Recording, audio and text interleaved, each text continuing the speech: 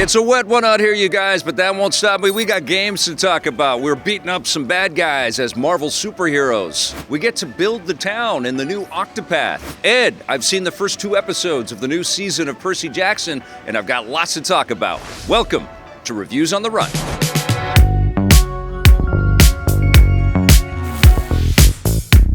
All right, you guys, this has been a phenomenal year with lots of fun things to play, but the games still keep on coming, and we are talking about some big ones today. Marvel Cosmic Invasion from Tribute Games has finally arrived. I've been playing it on the Nintendo Switch 2. I've also been playing it on the ROG Ally X, and man, this is a ridiculously cool experience. It's a pixel art brawler, which evokes a lot of classic arcade experiences, a lot of old, awesome Super Nintendo games. We get to play as a bunch of incredible Marvel superheroes, including some of the big names like Spider-Man and Captain America and Iron Man, but we also get some heroes that haven't been as much in the limelight, characters like Nova. We've got Rocket Raccoon, which of course has had some prominence in the Guardians of the Galaxy movies. We've got Cosmic Ghost Rider, so he's got a space helmet over top of his flaming skull, which is hilarious. She-Hulk is in this game. Beta Ray Bill is in this game, kind of taking the place of a Thor in the experience, which is pretty fun. But one of the coolest things about this game is that it's not just one of these characters that you play as, you actually play as a pair. And that is the same whether you play it alone, so you can play as 2 different characters and you can bounce between them as you're beating up all the bad guys, but also when you're playing in multiplayer with up to 4 other players, and I did some of that on my stream. Thank you for joining me, EP community, and honestly, please follow the channels and watch the streams because we're going to be doing that more often, playing some competitive and some co-op play like that. It's really fun. But when you're playing multiplayer, each of the different players also gets 2 different characters. So things get chaotic and hard to follow in multiplayer, but that's okay. It's part of the fun. It's really cool to see all of these different characters flipping and flying and bashing and pulling off all their special moves and kind of like this Tasmanian devil whirlwind of activity. It's hilarious and it's really addictive and it's really a super fun and easy game to get lost in. You're going to be bouncing to different Marvel territories, taking on some of the big name Marvel bad guys. You're going to be fighting Thanos, and you're going to be seeing MODOK, and you're going to also be fighting the big bad named Annihilus. But you bounce into all of these different environments, and there's lots of great pixel art details, lots of really cool animated little bits. You'll see bad guys just sort of hanging out in the background, and then they'll leap into the foreground and start blasting at you. And it's really fun to kind of mix up your combo powers as well. You get some really big area effects special moves, like Ghost Rider whipping across the screen on his motorcycle, of course, and lots of awesome projectile attacks and stuff. There's a bit of a recharge, like Nova will have some plasma abilities, but you got to recharge them, so you can't just spam. It's not a shooter, it's a brawler. So there's a lot of punching and kicking and some combo moves, but you're also tapping that L1 button and you're bringing another player into the mix constantly with you. So you're bouncing between the 2 heroes and your combo meter just keeps going up and up and up. You're also picking up all kinds of cosmic cubes, which unlock new costume colors, which is really cool, sort of variant color schemes, so you can get the X-Men 97 Wolverine, which is pretty rad. Now, I will say that this game isn't quite as varied in its gameplay and rife with nice little insider secrets and surprises like Teenage Mutant Ninja Turtles Shredder's Revenge is. It's really focused on the brawling and the button bashing kind of combo of bouncing between these heroes and giving us this cavalcade of different heroes. And Teenage Mutant Ninja Turtles Shredder's Revenge really focused on the 4 turtles, and they had some unlockable characters, and then through DLC they've added ancillary pieces to flesh out that game even more, and I suspect that's probably in the plans for Cosmic Invasion. So what Cosmic Invasion kind of does start to feel like, it does feel a little repetitive because we're doing a lot of the same movesets, but the way you break it up is you just try playing as different heroes, you try learning all of their moves, and you try to get as high as you can with those combos, and you also endeavor to play it with other people. It's an infinitely more fun and enjoyable game to play with other people. It's still got some meat when you play it alone, for sure. There's lots of cool little details to unlock, but I definitely wasn't as blown away by its intricacies as I was by Shredder's Revenge. Now, that might be because Shredder's Revenge was kind of like the new kid on the block when it came out. It was kind of like this reinvention of this licensed beat-em-up a few years ago. It felt so fresh and out of nowhere, a fantastic surprise. This feels like we could have predicted it a little bit. I am inevitable. And something I've been asking for a long time. All of that is to say is that I love this freaking game, and I think work like this needs to be applauded. The fact that we have in 2025 a new pixel art brawler focused on Marvel superheroes, it's made with so much obvious love and attention to detail is absolutely wonderful. This is definitely a pickup as far as I'm concerned. And what's really cool is that the crossplay meant that we could play it across whatever device that we've got, and a lot of people are playing it right now because it's on Xbox Game Pass. And so whether you pick it up on Switch or you pick it up on PS5 or PC or whatever, get together with your buds and have a good time with Marvel Cosmic Invasion. I sure love this game. I'm gonna give it an 8.5 out of 10. The other big game that I've been playing this week, and I've only scratched the surface, it's a massive experience, all of these Octopath Traveler games are, but I've been playing the prequel game, Octopath Traveler 0, which Square Enix has just delivered. I've been playing it on the Nintendo Switch 2, and man, it's glossy. Everything is running at 60 frames per second. It's absolutely gorgeous. The deal with this game is that it focuses on a character that you create and the friends that they make, as opposed to bouncing into all kinds of different storylines, which the previous two Octopath Traveler games have done. So this is kind of setting up the world and getting us to be familiar with the mechanics, and also embellishing the beautiful HD 2D art that we have now come to expect and appreciate from Square Enix. It was a brand new out-of-nowhere surprise when Octopath Traveler came out the first time, but now there's been this kind of cadence of delivery of these beautiful games, and this might be the most beautiful they've delivered yet. It's absolutely gorgeous, incredible water effects and snow flurries. I felt as I was playing and just sort of scratching the surface on the environments that we get to explore in this one. Felt like I was playing inside of a Christmas card. It was so freaking beautiful. And the other incredible mechanic that they've added this time is that not only are you going around and you're collecting allies, a little Suikoden style, to bring back to a town that gets devastated without spoiling too much, but you also get to rebuild the town. So there's a town building element. You're picking up resources and you're employing them into fleshing out the little environment that you and your pals that you are continuing to make as you go on these missions, revenge-style missions for what has transpired. But you're collecting people and you're building up the environment, which is just a fantastic concoction. I've got a lot more to play of Octopath Traveler 0 for sure, but I was astounded by the visuals, gobsmacked by the beauty of the music, and very, very impressed by the voice acting in this. Square Enix definitely put out all the stops to make sure the production quality of this game was phenomenal, and it is. I am so blown away by what I've played so far, and in a year of excellent RPGs, this one looks like it's going to be a major standout. I've got more to play, and I'll come back with some final thoughts a little bit later, but what I've played so far, easily a 9 out of 10, and if you dug those previous Octopath Traveler games, you gotta be looking at this one. One of the very cool things about living in Vancouver, although maybe today is not the best indication of that because it's very wet and rainy, but it is an amazing city for all the production that happens in this town. Lots of films and lots of television shows are filmed here. One of them is Percy Jackson and the Olympians, which is a hit show on Disney+. And Disney actually reached out to me and said, would you like to go and visit the set of Percy Jackson here in Vancouver? And I said, yes, I absolutely would. They were shooting season 2 of the show, which they have finished and they're just about to release, but it was really cool. Months ago, I was on the set looking at the props and talking to the costume folks and the people that were building all the set elements, and I was really blown away by the level of detail and the film size commitment to making all of these incredibly cool pieces for the show, including like a cruise ship, and there's this giant spa hallway that's going to feature prominently in the second season. I got to see this set that was constructed, this giant cave set where one of the characters is trapped, and I was really, really impressed. I also got to speak with 3 of the leads on the show. Charlie Bushnell, who plays Luke, Dior Goodjohn, who plays Clarice, and Daniel Dimer, who's joining the cast this year as Tyson, and they were all really cool people to talk with. I had been watching the show. My daughter is a massive fan of Percy Jackson, which you're going to hear about in a second here, but I had been really impressed by what the cast and the crew had put together around the series. It just is a really cool idea of a modern day setting for all of these Olympic gods, and we've got a bunch of these younger characters who are demigods who go to this camp and are learning some of the rules of the road and are learning how to integrate into the real world around them, but they also have to go on these epic quests. And what we see with Percy in the first season is that he doesn't know what the heck is happening, and it's all sort of being uncovered for him.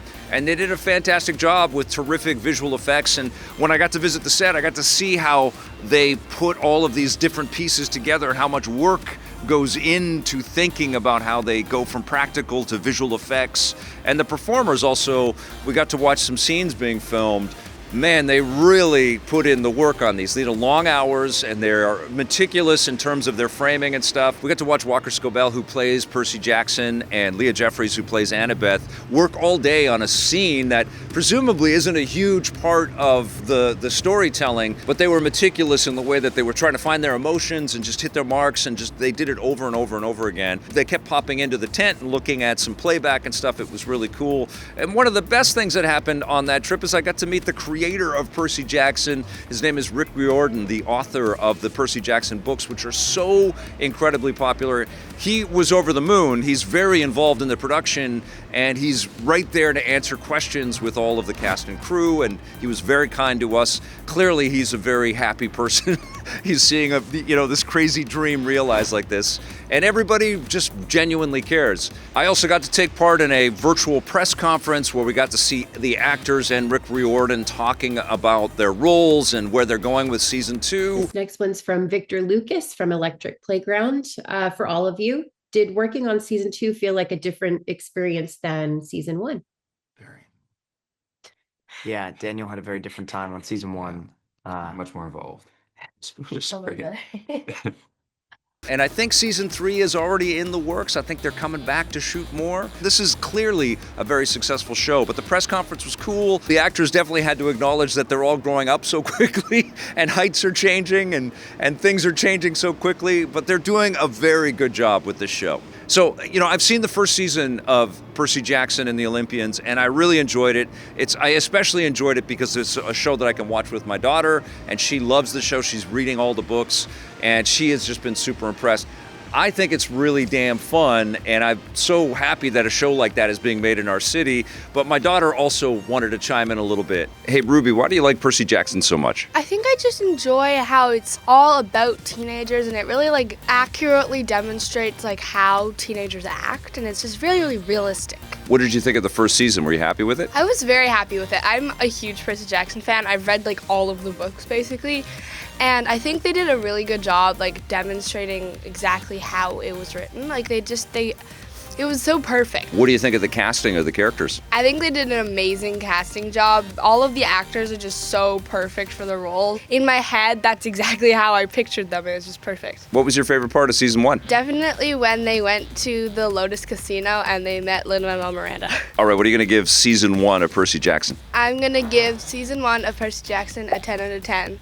Definitely not biased. Thank you, Ruby. I wouldn't go quite so high on the first season. I think it is a very fun show, and it's a very fun show to watch with your family members. I'd give it an 8 out of 10 on that first season. But we've also seen the first 2 episodes of the second season, and what's interesting with this is that we're introduced to a brand new character named Tyson, who is a Cyclops. Spoiler alert, but not a spoiler if you've been reading the books. And Daniel Dimer, who plays Tyson, is doing a wonderful job. Now, we've got a lot more of the season to watch, so it's not a definitive review of everything, but in the first couple of episodes, we get to go to a chariot race, and there's an actual, which is cool because when I was on set, they showed me scale models of what they were building for the chariot race, and then you see the completed scenes, and it's epic, man. I mean, they look like full-on movie shoot. There's extras everywhere. They got horses and actual chariots racing around a track.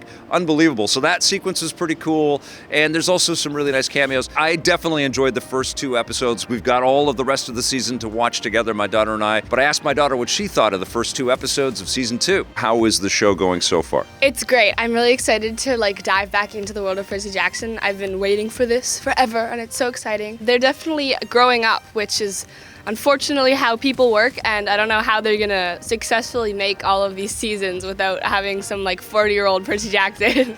They introduced Tyson this season. What do you think of the actor playing him and the characters so far in the show?